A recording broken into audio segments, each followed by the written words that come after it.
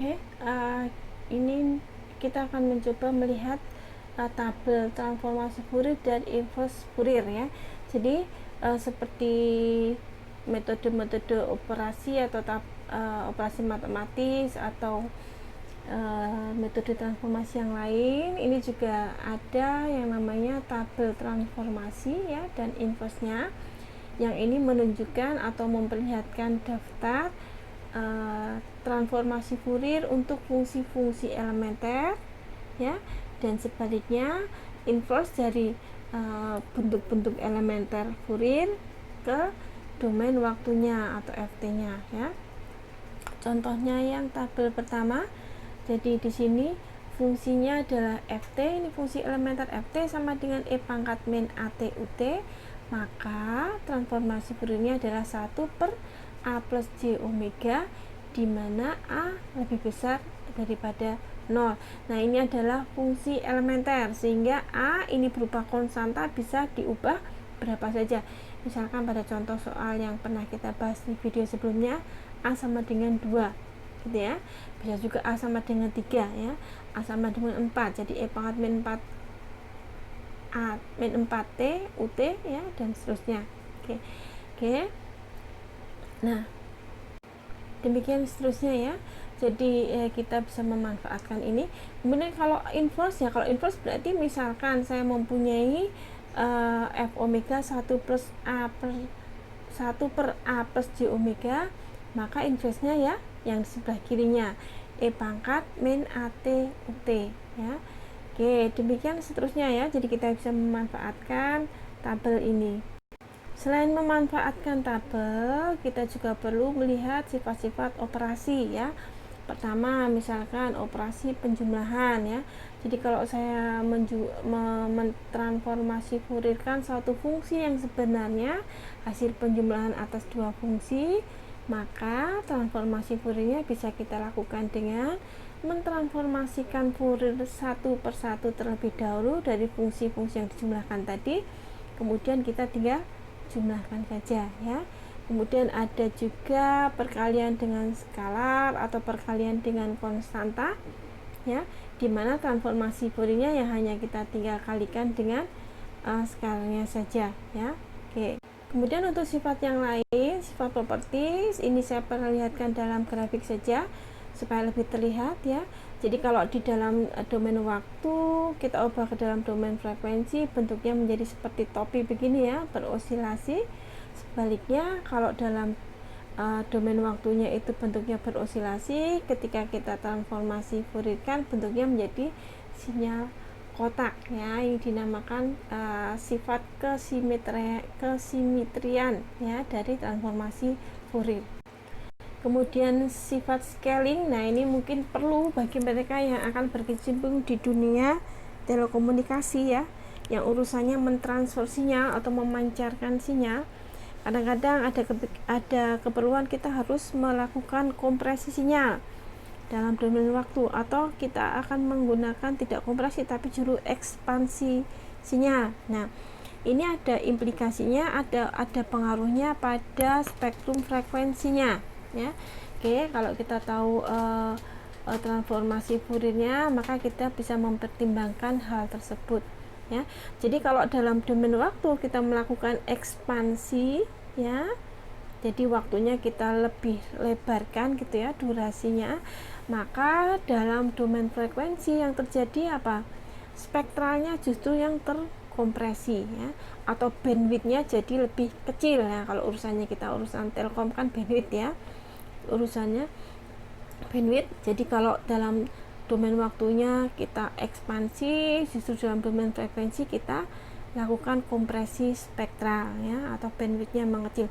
Sebaliknya kalau misalkan kita kompresi waktu ya, dalam domain waktunya itu sinyal itu kita kompresi terlebih dahulu, maka dalam domain frekuensi justru spektralnya semakin lebar ya, atau bandwidth sinyalnya semakin lebar. Nah, ini kan tentunya menjadi pertimbangan ya bagi orang-orang yang berkecimpung dalam dunia telekomunikasi. Oke, kemudian time shifting, ini keperluannya juga dengan penggeseran sinyal ya. Oke. Kemudian frekuensi shifting ya, ini perlu diperhatikan juga, karena biasanya kalau dalam dunia telekomunikasi kita akan memodulasikan sinyal ya, kita tidak akan mengirimkan sinyal dalam bentuk frekuensi asalnya, tapi kita modulasikan ya, kita ubah sinyalnya dalam frekuensi yang lebih tinggi, yang dalam hal ini berarti kita menggeser frekuensi sinyal ya. Nah, ini perlu diketahui bahwa kalau kita menggeser frekuensi sinyal dalam domain waktu, itu dalam domain frekuensinya atau dalam spektrum frekuensinya, maka kita akan terlihat seperti ini ya.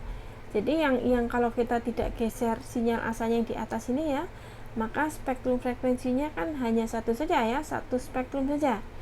Tapi begitu sinyal yang di atas ini kita shift frekuensi ya, kita modulasikan misalkan ya, modulasi amplitudo berarti kita shift frekuensinya, maka pada domain frekuensi kita mempunyai dua spektrum frekuensi yang terpisah ya. Jadi ada dua ya, di kiri dan di kanan ya.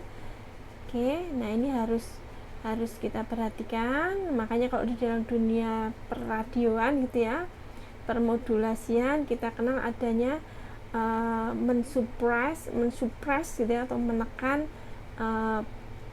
spektrum yang tidak diinginkan untuk dipancarkan.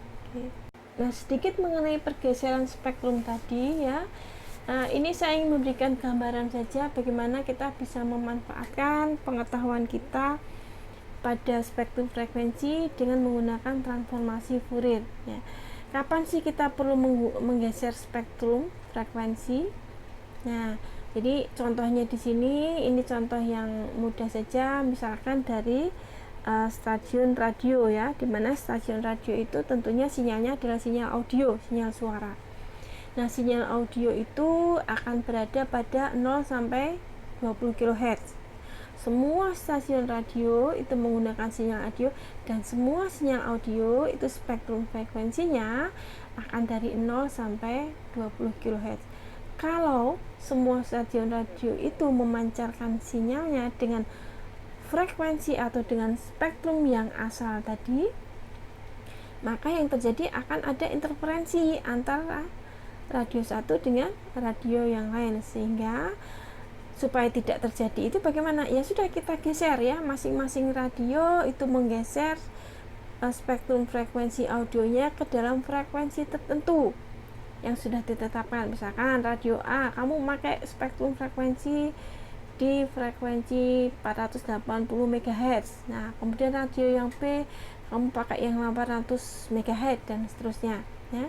Jadi kita geser frekuensinya supaya apa? Supaya nanti masing-masing radio itu punya alokasi frekuensi tertentu ya, dan tidak tabrakan ya, tidak berinterferensi. Nah, itu salah satu kenapa kita melakukan pergeseran spektrum ya, atau pergeseran frekuensi. Kemudian contoh yang lain, kenapa kita memerlukan pergeseran frekuensi ya, sama ya. Jadi karena kalau kita hendak memancarkan sinyal audio dari sinyal suara menjadi sinyal listrik, kemudian ketika kita pancarkan ke udara, kita ubah ke dalam apa? Ke dalam sinyal elektromagnetik ya. Supaya apa? Supaya sinyalnya, kita mentransfer sinyal tidak perlu medium ya. Taruh saja di udara ya, nanti akan ditangkap oleh yang butuh gitu ya. Nah, dalam mengubah itu kita membutuhkan antena, di mana panjang antena itu akan berbanding lurus dengan panjang gelombang. Jadi bisa dibayangkan, kalau frekuensinya rendah, maka panjang gelombangnya tinggi, maka antenanya juga sangat panjang. Nah, tapi kalau kita tinggikan frekuensi kita sangat tinggi sekali, maka panjang gelombangnya pendek saja, maka antenanya juga butuh pendek saja. Nah, itu contoh saja bagaimana kita memanfaatkan pengetahuan kita tentang spektrum frekuensi untuk menggeser-geser spektrum frekuensi. Oke, sifat yang lain adalah konvolusi. Jadi kalau dalam domain waktu kita melakukan konvolusi, dalam domain frekuensi kita kalikan saja. Sebaliknya, kalau dalam domain waktu kita lakukan perkalian, maka dalam domain frekuensi kita lakukan konvolusi. Nah, ini kita bahas di mata kuliah yang lain ya. Demikian juga pada time differentiation dan time integration ya. Oke. Nah, ini saya menunjukkan contoh saja bagaimana memanfaatkan tabel transformasi Fourier untuk menyelesaikan soal latihan di sini ya. Jadi misalkan soal yang di A jadi satu ini menentukan transformasi Fourier dari A, B, C ya. Fungsi A, ft sama dengan e pangkat min 2t ut. Nah, ini langsung aja kita ambil dari tabel di mana min 2 itu akan menggantikan konstanta A ya. Oke, kita langsung dapatkan saja hasil dari transformasi Fourier dari tabel. Nah, untuk yang B itu kita tidak bisa mendapatkan seperti itu di tabel ya. 5 kali e pangkat min 2t itu tidak ada di tabel. Nah, untuk itu kita memanfaatkan sifat perkalian dengan skalar ya. Kemudian kita kombinasikan dengan tabel. Ya. Jadi kita dapatkan e pangkat min 2t dulu kita transformasikan, kemudian kita kalikan dengan skala 5 ya. Kemudian untuk yang C itu kita juga tidak akan bisa langsung mendapatkan di tabel bentuk e pangkat min t dikalikan 1 plus t e pangkat min t ut ya. Oke, kita akan memanfaatkan sifat-sifat penjumlahan ya. Kita kalikan dulu e pangkat min t dengan 1 plus t e pangkat min t tadi ya. Kemudian kita dapatkan penjumlahan dua sinyal dan masing-masing sinyal itu kita cari di tabel ya transformasi Fouriernya. Nah, kita dapatkan hasil yang di sini ya. Kemudian soal yang nomor 2 itu menentukan inverse ya. Kalau menentukan inverse berarti kita mempunyai f omega-nya dan kita cari f t-nya. Oke, yang A ini di tabel juga tidak akan ada langsung seperti ini bentuknya ya. Nah, jadi kita harus manfaatkan dulu juga ya perkalian dengan skala. Nah, kalau sudah kita bentuk seperti ini, maka kita bisa melihat di tabel inverse dari 1 plus 2j omega ya, yang sama dengan e pangkat min 2t ut. Nah, kemudian 5 tinggal dikalikan saja.